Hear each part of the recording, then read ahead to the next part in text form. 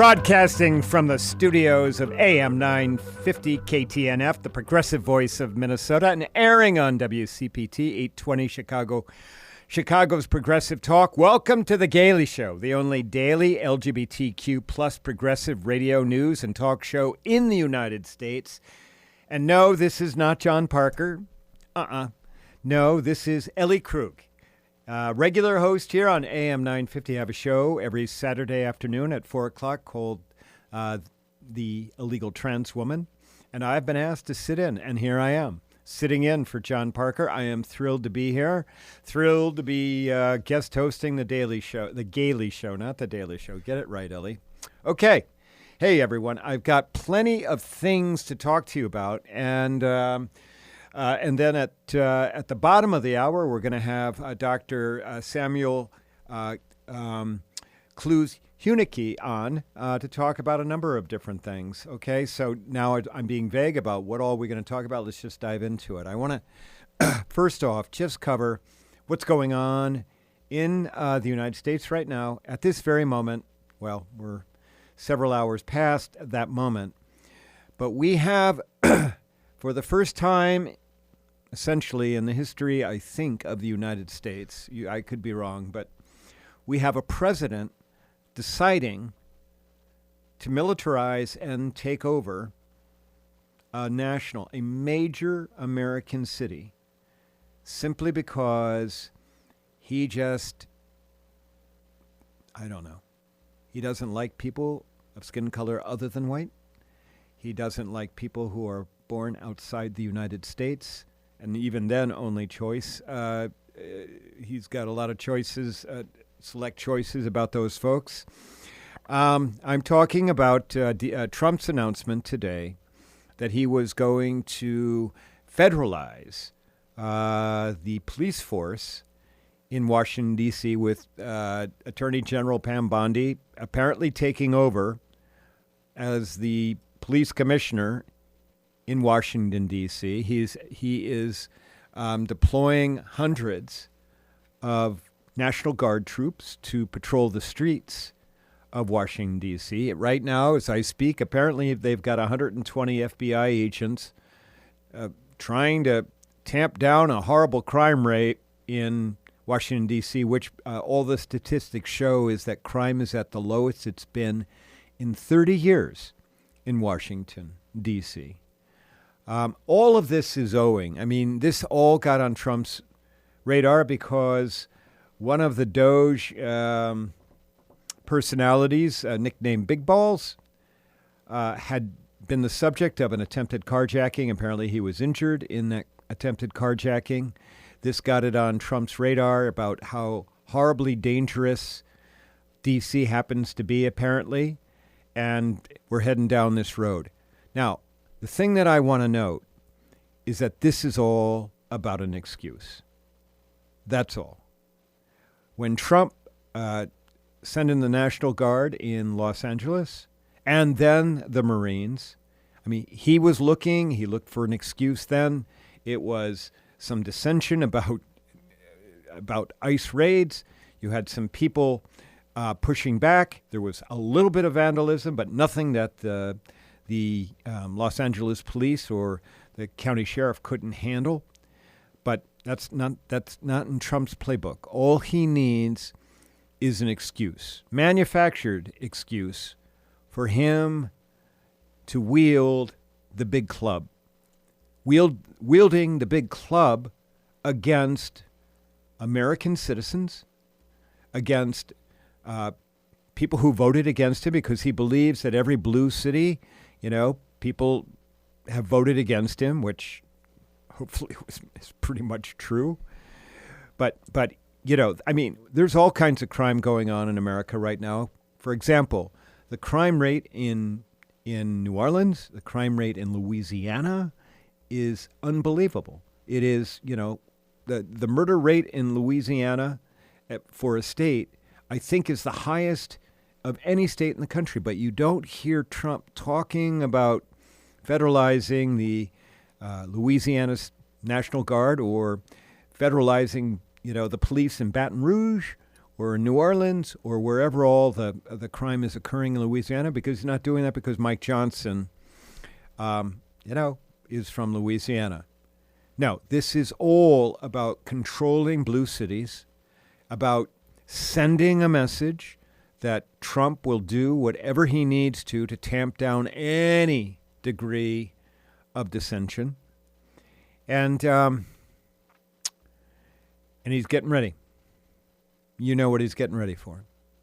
He's getting ready for the 2026 midterms, and he's getting ready to declare national martial law to prevent those midterms from happening, or to make those midterms such a scary experience that it will drive many, many voters away from voting.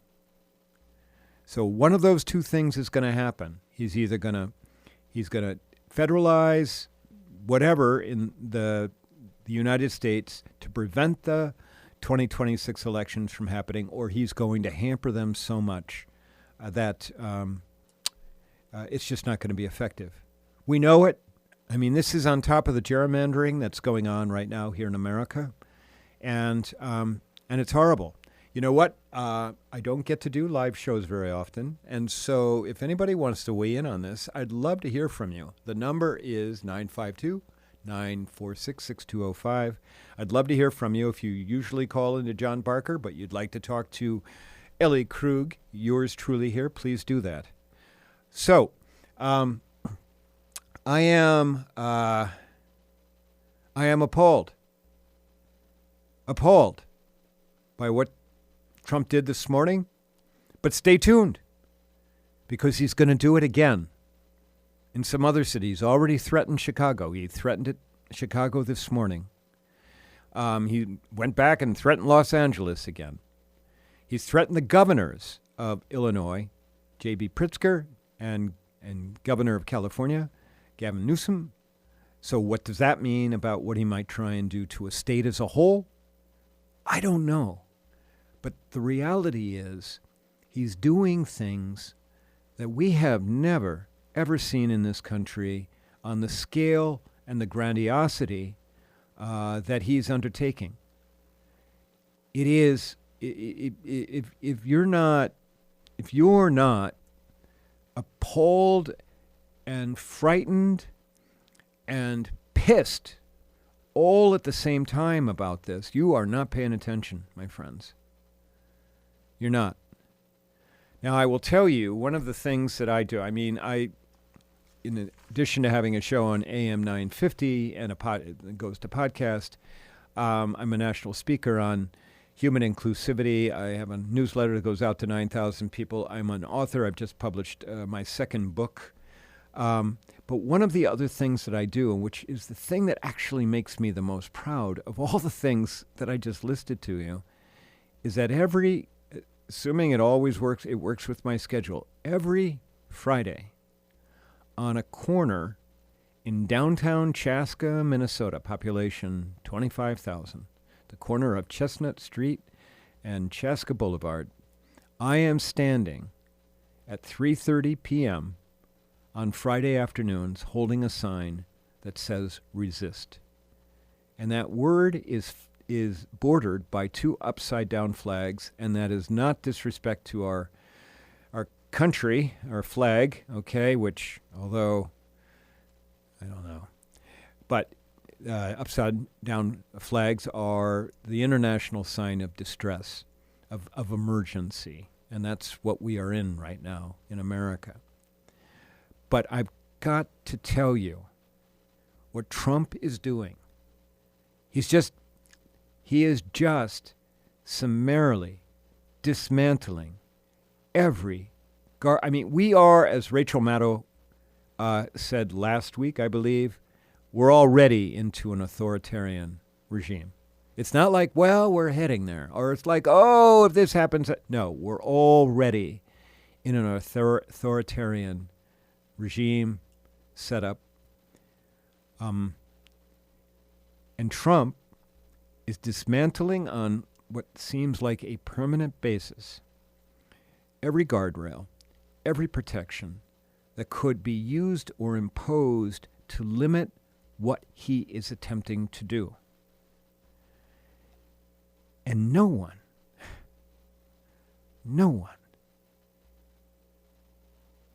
is really getting upset.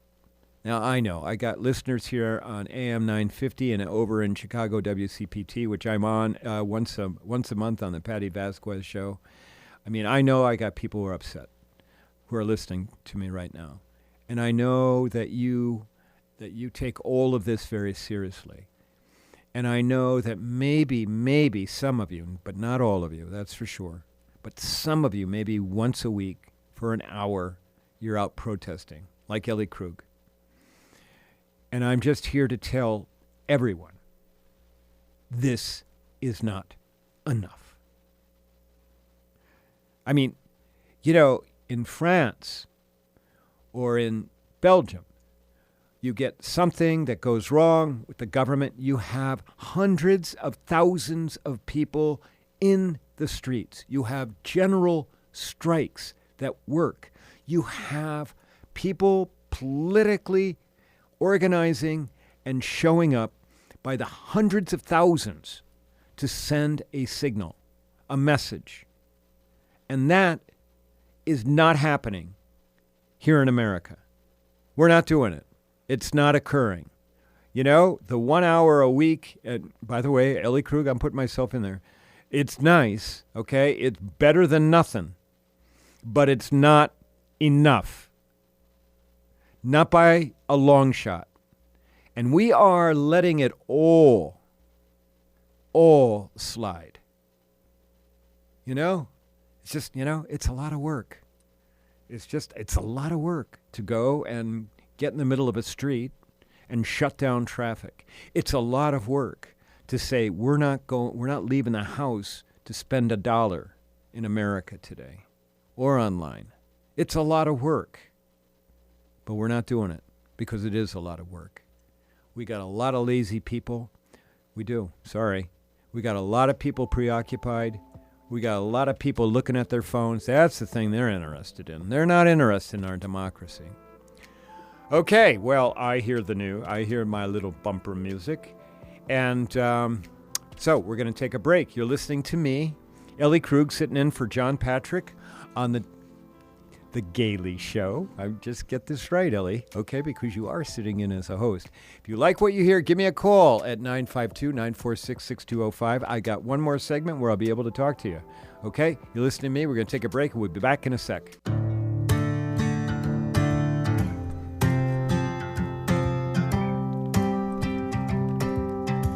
And we're back. The Gailey Show. This is Ellie Krug sitting in for John Parker. I'm thrilled to be here, thrilled to be able to talk to you. I don't get to do live shows very often. So I'm going to guess that many of you don't know who I am. I am in my late 60s, soon to be 69. And when I was growing up, for the most part in Iowa, as a preteen and then as a teen, but certainly as a preteen, I remember vividly that our government, our presidents, you know, Kennedy, a little bit awareness of, but certainly LBJ. I remember our government, and then Eisenhower before that, but I was too little, but our government in the 50s and the 60s was focused on the future. I remember that vividly. I remember our government being focused on building infrastructure. I mean, I was, you know, young enough to know when the interstates just stopped and you had to go back onto the, you know, the county or the state highway because they hadn't finished the interstate yet in that part of the country. I remember that. I remember talking about the value of education, how important it was, the value of research, the value of the the space program. We're going to put a man on the moon, and we're going to work to do that. And then I remember that we did work to do that. I remember all of that. Those were long-term goals aimed at improving America, the lives of Americans, long-term goals aimed at making our country better and fulfilling the American dream where, your children did better than you. I remember all of that. And the reason I bring this up with you is that there is this very, very, I thought, important opinion piece in the New York Times today by Ben Rhodes. Ben Rhodes is a scholar. He's also a commentator on MSNBC. He's the author of many books, but the most recent the title is After the Fall: the Rise of Authoritarianism in the World We've Made. And so Ben Rhodes wrote this piece titled, quote, How Short-Term Thinking is Destroying America. And he goes on to talk about Trump and how Trump, by occupying all of the oxygen all the time, it's this or it's that, it's this, what is it this week? It's martial law, essentially, in D.C., at least federalizing the D.C. police. We got Putin, I'm saying it right probably, Putin coming up on Friday. We got him going after, Obama and going after Hillary. We got him doing these are all stuff that we get barraged with. As Steve Bannon said, it's about overwhelming us with things, with information, with crises, with proposals, with whatever. And all of that, as Ben Rhodes writes, has taken away from our ability as a country to do any kind of planning, to do any kind of work around improving the lives of Americans, because his whole agenda is not about improving the lives of the ordinary American. It's about maybe improving a little bit, not that, getting a $1 million tax break for a billionaire is probably not a whole lot of money for them, but certainly for the ordinary people like you and me, Trump has no goal to make our lives any better. Trump's goal is to dismantle this country, to dismantle all of the things that we have relied on, because apparently all of those things are the work of, the liberals, who are lunatics. That's all the work of them. And so he is trying to take down everything that has ever made our country stand out. And there's this quote in Ben Rhodes' essay in the New York Times today. I'm going to read it, and it's a little bit long, but hold on. He quotes Ro Khanna, who is a Democratic congressman from Silicon Valley, who says, quote, "We see all the destruction," Khanna told me, "but what we're not seeing is that the Trump voter, for the Trump voter, this is a strategy of reclaiming greatness. Precisely because this is correct as a political diagnosis, Democrats must convey how Mr. Trump's approach is more of a pyramid scheme than a plan. Cuts to research will starve innovation. Tariffs will likely drive trade to China. Tax cuts will almost certainly widen inequality. Mass deportations predictably divide communities and drive down productivity. The absence of international order risks more war. Deregulation removes our ability to address climate change and AI. Mr. Trump is trying one last time to squeeze some juice out of a declining empire while passing the costs on to future generations. Beyond the daily outrages, this is the reality that Democrats must contend with." And he goes on to say that what Democrats need to do, what Democrats must do, is that Democrats have to envision, quote, envision a new immigration system, a clean energy transition that lowers costs for consumers, and a federal government that once again can attract young people to meet national challenges. We can no longer cling to a dying post-war era. We need to negotiate a new international order. Everyone, we got to stop this. I just can't stress it enough that we have to not allow Trump and his acolytes to occupy every waking moment that we're paying attention to what's going on in our country. And I mean, personally, I am like worn out. You know, I got here, my lovely producer Patrick asked me how I was doing, because he always does that.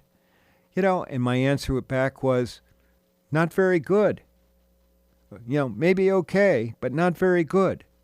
And the reason for that is I cannot stop paying attention to what is happening. And I feel so incredibly helpless to do anything about it. Yes, I'm on the radio and a podcast. Thank God I have that at least. But again, we have lost our ability to focus long term. And Trump has done that to us. We have allowed him to do that to us. We have. I know I sound like I'm berating everybody. I'm not trying to do that. But I am. I mean, we gotta be starting having some tough talks here, folks. You know, we just do. All right, we got to take another break. When we come back, I will have Dr. Samuel Huneke on for his monthly appearance on The Gailey Show. You're listening to me, Ellie Krug, on The Gailey Show on lovely AM 9F, not AM 950, broadcast on WCPT 820 in Chicago. We'll be back in a sec.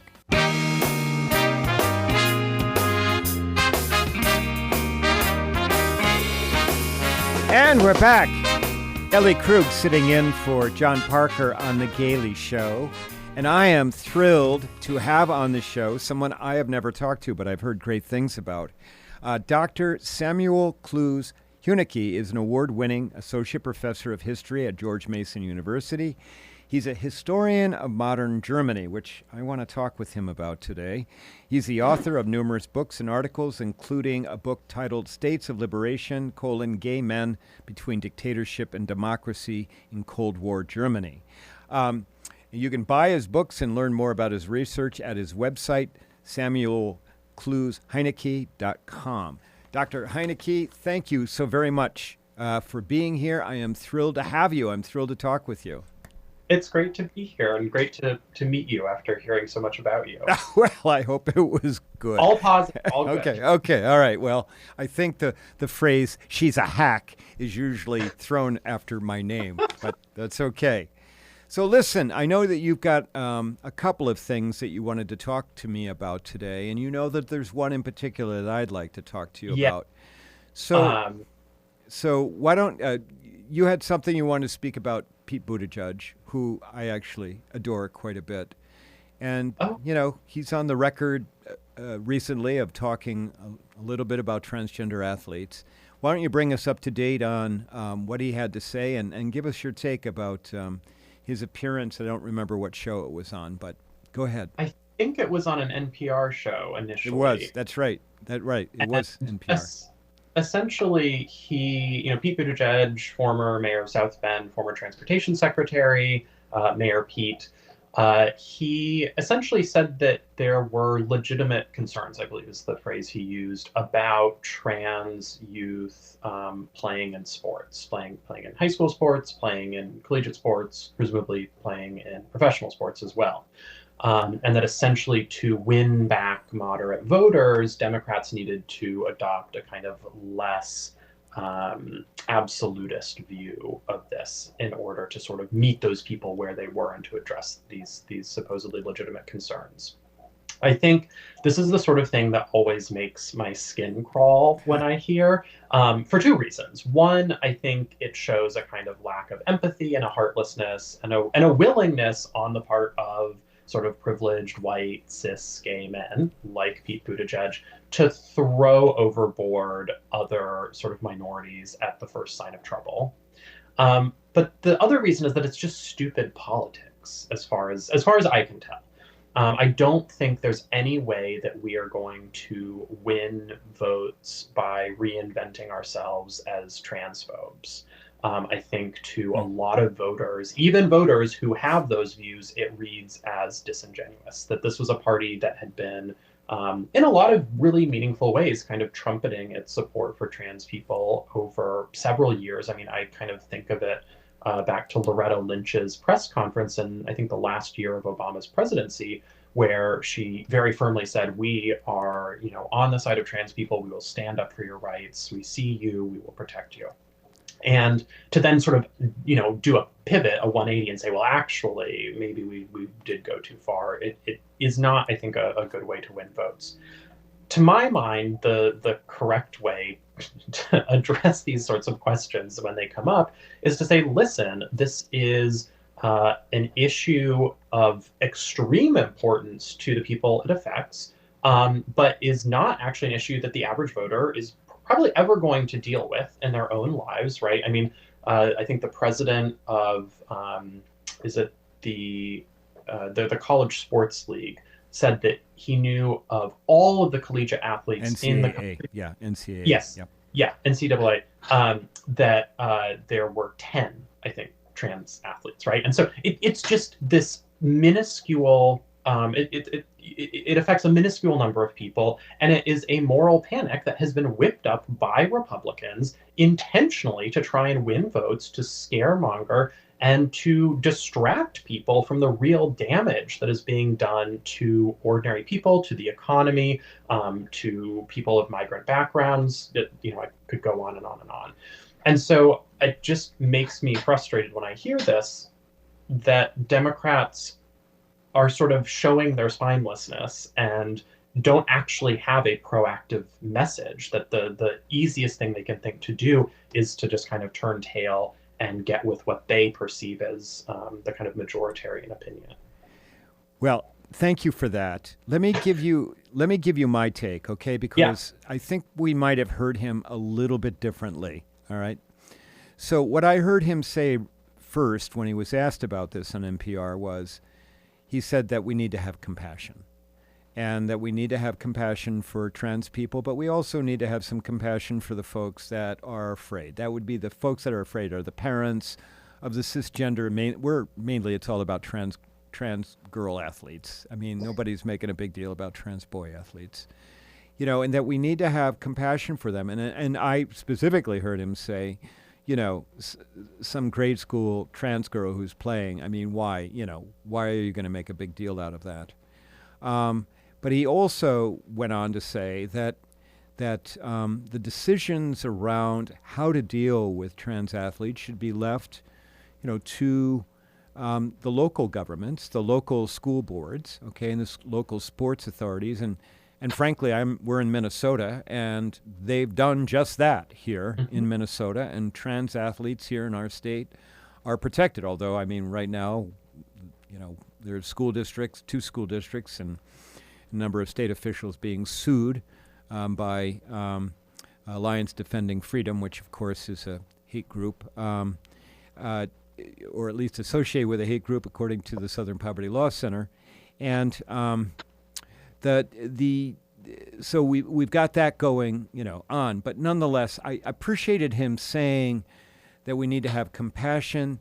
I think that, as a trans woman here, okay, as a very vocal protector of trans people, I do think that when it gets to the higher levels of performance, like college and Olympics, I think that we've got to take an approach, which I thought was great with the NCAA, where, you had to be on testosterone blockers for a year, hormones for blockers. You could not participate in sports, and I think that those were reasonable kinds of approaches to that. I'm a big fan of John Oliver.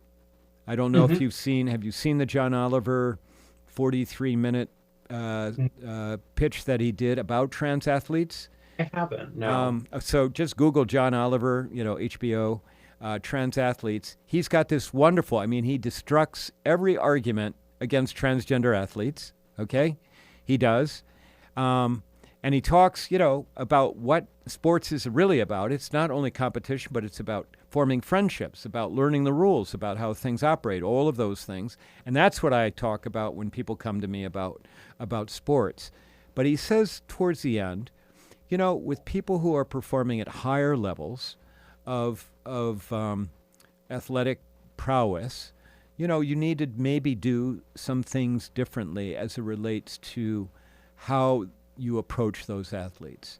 And I think, that is a nuance that I, as Ellie Krug, as a transgender person, think is necessary. Okay? I think it's an important nuance to have something like that. But also, at the same time, when we're talking about this, I think you got to just say, what, you're going to prevent, a fourth grade trans girl from playing on the soccer team? Why? No, and I basically agree with all of that. And I think the problem for me is when, and I guess it wasn't just Buttigieg, it was also thinking about Gavin Newsom. Well, that's I throw Newsom in a different category, but go ahead. But it to me, again, I think there's a sort of a lack of political tact or political sense to it, that ultimately is bad, not just for trans people, but for all queer people in this country. And that I do agree that there needs to be some, nuance, but the way it had been being taken care of was by local governments, by sports governing boards, by medical authorities who all have the expertise necessary to make these decisions. And I really, would like to see kind of more full-throated defenses from Democratic politicians saying, look, this is a non-issue that is a scare tactic. Sure. I understand why you have been made afraid of this by Republicans, but in fact, what you think is reasonable, that there should be rules and regulations to determine who gets to compete when, that is how it has been done and is still being done. Well, and of course, there's the argument, it's not even in my book much, it's pretty clear. This is the gateway drug to erasing transgender people from public existence. Okay, because, after the trans athletes, then it's the bathrooms, and after the bathrooms, then it's the government documents, then after it's the government documents, it's about you actually being in public because you're a threat to children and women. Again, trans women, for the most part, is the claim against. And so, what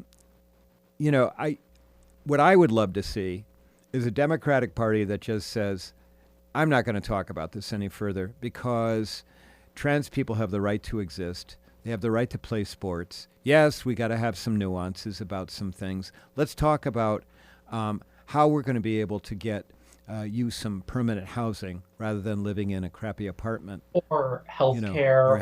Or disappearing, people to foreign concentration camps. Or, I'm in D.C., and Trump announced today that he was, taking over the D.C. police department for no reason. Crime in D.C. is at a 30-year low, and yet he doesn't like the Capitol, and so we now, I have not noticed a difference yet, but this is very reminiscent of federal troops on the streets in summer of 2020 during the large BLM protests. Well, so let's pivot from this and talk about if we can, because I'm a graduate of Coe College, poli-sci major, but history was one of my favorite subjects along with social psychology. I rarely get to talk to a historian, and I had asked, and we can carry this over to the next segment if you're all right with this, but because you just talked about the camps and what, Dr. Huneke, it's only been 6 months. Yeah. Okay? And we have a dramatically different country right now. And again, let's talk about trans people, because he came gunning for us. He was gunning for us in the campaign, and then he certainly came gunning out on January 20th with his executive orders. And so, can you take us back to Nazi Germany, 1933, and up to Kristallnacht, November of 1938. Because, of course, the assassination by the Jewish person in Paris of the Nazi diplomat. Yeah, from Yeah. Yeah. Thank you for the names. Yeah. I just know the general things. Okay. Yes. Was the jumping off point for Kristallnacht and gave Hitler what he needed. Talk to me if you can about the question I gave you before this was, at what do you stay or do you go? Because the Jews were thinking, they had to have been thinking that beginning in hell even before 33. But Certainly. as the years went on, talk to me about this, will you? Because this is what's going on with my community right now. Yeah. No. I think the comparison is unfortunately a good one. I think one of the important pieces of prehistory is that, anti-Semitism was widespread across Europe before anyone had ever heard of the Nazis, right? But Germany, the German Empire, and then the Weimar Republic was a country in which Jews were actually quite well assimilated. Unlike certainly Poland, where sort of anti-Jewish violence and pogroms and so on was much more common. You can think about France, which had the Dreyfus Affair, which sort of almost ripped the Republic apart. And so Germany was a country where actually Jews certainly experienced anti-Semitism, but were more assimilated and were sort of more accepted. And so when hold on, I'm gonna have to interrupt you. Okay, you're doing a great job of laying the foundation, but we got to take a break. Okay. When we come back, I would like to talk about this a little bit more because the analogies are just alarming, to say the least. All right. I'm talking to Dr. Samuel Huneke from George Mason University. When we come back, we'll talk with him more. You're listening to me, Ellie Krug, subbing for John Patrick on The Gailey Show. We'll be back.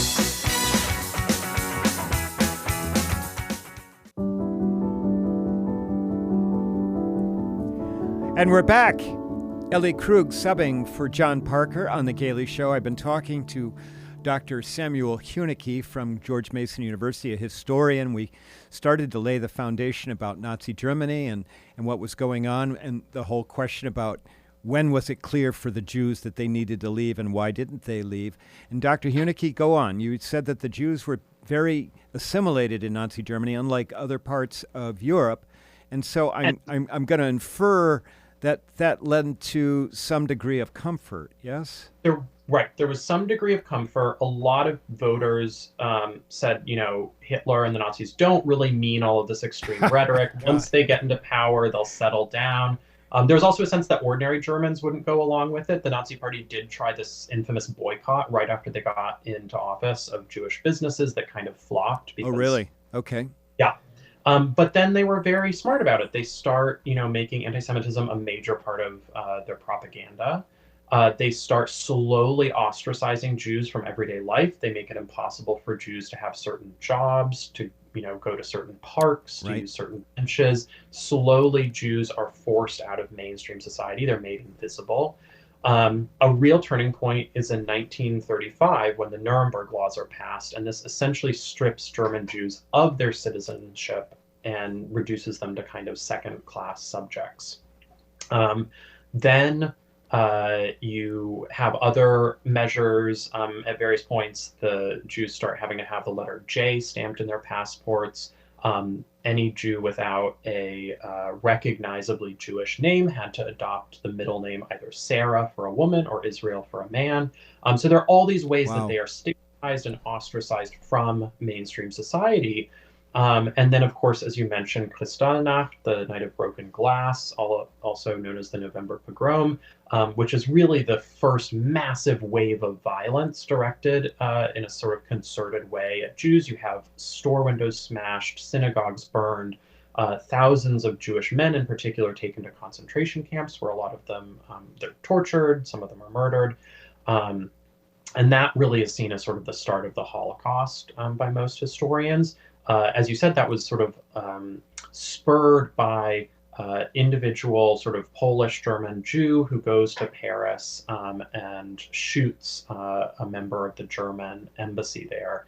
And sort of in revenge, Goebbels, the propaganda minister, instructs Nazi paramilitaries, the SS and the SA, to go and ransack Jews. But it's not just a turning point in terms of violence. This is also when there's a really systematic effort to sort of appropriate Jewish property. property. And so not only do they start trying to force Jews to migrate in a much more concerted way, but they're also trying to essentially rob them as they're forced out of the country. So was that, I mean, was Kristallnacht, was that, the point where Jews said, we got to go? Yeah, and I think you can see that building over the course of the 30s, that initially a lot of people are like, this will blow over, we're going to stay. After the 1935 Nuremberg laws, that's when you see some recognition by a lot of Jews like, oh, things are getting bad. We have now lost our citizenship. Maybe we should get out. And then, yes, certainly after Kristallnacht, there's a big wave of migration. Okay, so you started, the analogies are, for my community, they're clear. Are stunning, okay? And so in my community, the question is, it really has become, do we stay or do we go? Ellie, I can't hear you at the moment. I think it must be a technology issue. Oh, Patrick, are we all right? I can hear you now. Okay, thanks. Yeah. Sorry about that. So for my community, the question really, is, do we stay or do we go? How much worse will it get? Will I someday be driving down the road, because I'm very visible, all right? I also happen to be an elected school board member, okay? So everybody knows Ellie Krug's transgender woman. I fear it will be as we are seeing right now. Yeah. With folks I think who are foreign-born or not. Think that is a very reasonable fear. I don't know... this is something I have also thought about. When would be the moment that I would choose to leave? I know people who have already left the country because of this administration. And, on the one hand, we all have our lives here and our families here and our careers here. And so it's very hard to imagine leaving. Just as the Jews were going through the same thought process. Exactly. And they were ostracized when they left. It was very hard for them to find permanent residence elsewhere. I think similarly, if you don't have means, it could be very difficult to find sort of permanent residency or citizenship in another country. So I think this is a very reasonable question. Unfortunately, I don't have an answer. I think, there's sort of two options here. There's sort of the radicalization where it gets worse and worse and worse. And then there's the kind of stagnation where, okay, maybe they'll be content with, banning trans athletes from sports. And and you're shaking your head, and I kind of also find that hard to believe. I think that there's enough people in the administration, around the administration, who really hate any kind of gender and sexual non-normativity. And and I think it's important to note, those people they're not going to stop with trans people. They're not going to stop with queer people. I saw yesterday Mike Lee of Utah introduced a bill that would ban pornography for everyone, right? This is a project of returning us to a very kind of austere heterosexual normativity. With white Christian men in absolutely in control of everything. Well,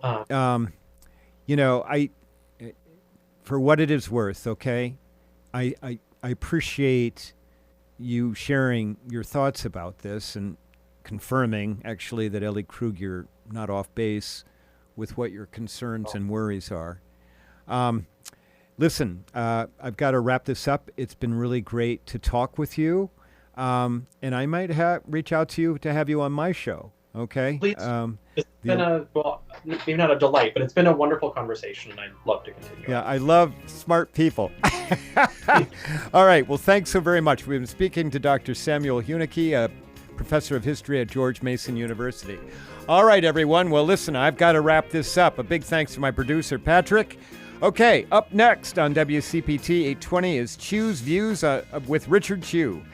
And on AM 950 radio, it's the Matt McNeil Show. And stay tuned after that for Native Roots Radio. And then at 10 p.m. Central, Step into the Unknown with Greg Bachman on Ghostbox Radio. You're listening to me, Ellie Krug. It's been a pleasure to be here. I hope you've enjoyed it as much as I've had. Take care. Bye.